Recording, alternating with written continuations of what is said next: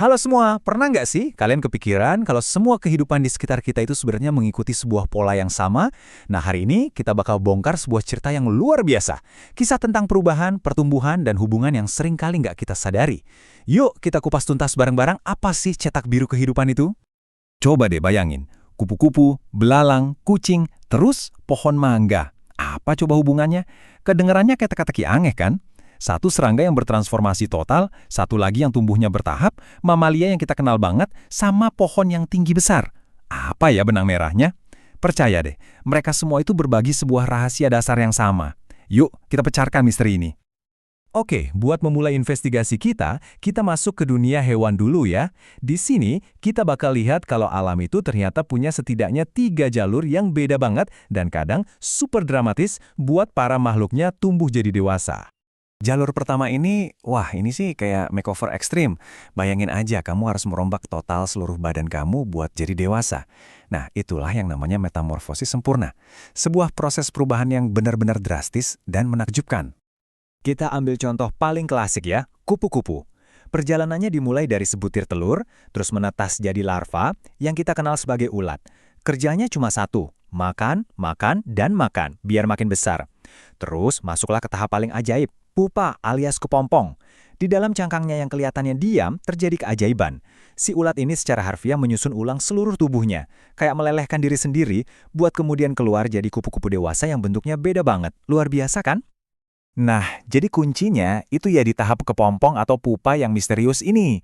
Inilah yang bikin disebut metamorfosis sempurna. Dan kupu-kupu itu nggak sendirian loh. Nyamuk yang suka berdengung di kuping kita, kumbang yang badannya keras, sampai lalat, mereka semua ngalamin transformasi total ini di dalam ruang ganti pribadinya masing-masing. Oke, sekarang kita bandingin ya sama jalur yang kedua, metamorfosis nggak sempurna. Proses ini ngeskip tahap yang paling dramatis.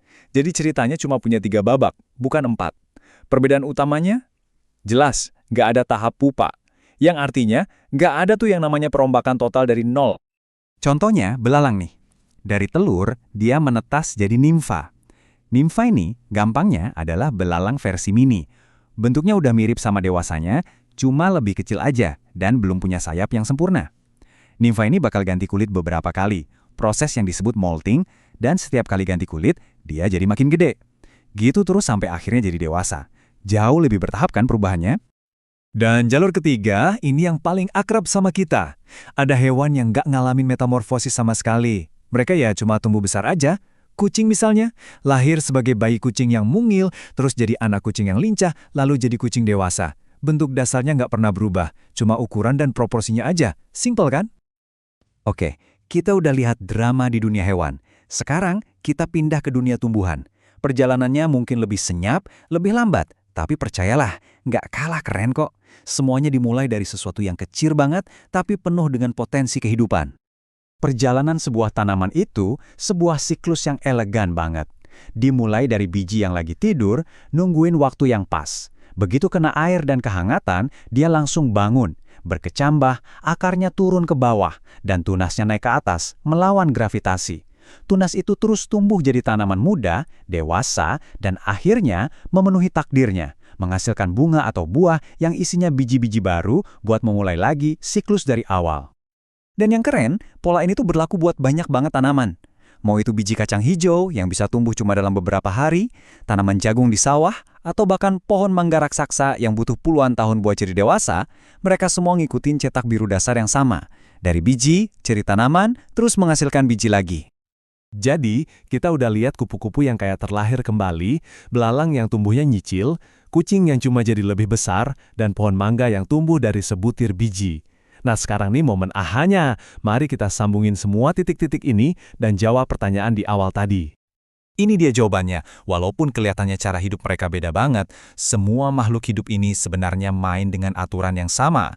Mereka semua tumbuh dan berkembang. Mereka semua bereproduksi, buat mastiin jenisnya nggak punah. Mereka semua butuh bahan bakar, makanan dan air, buat hidup.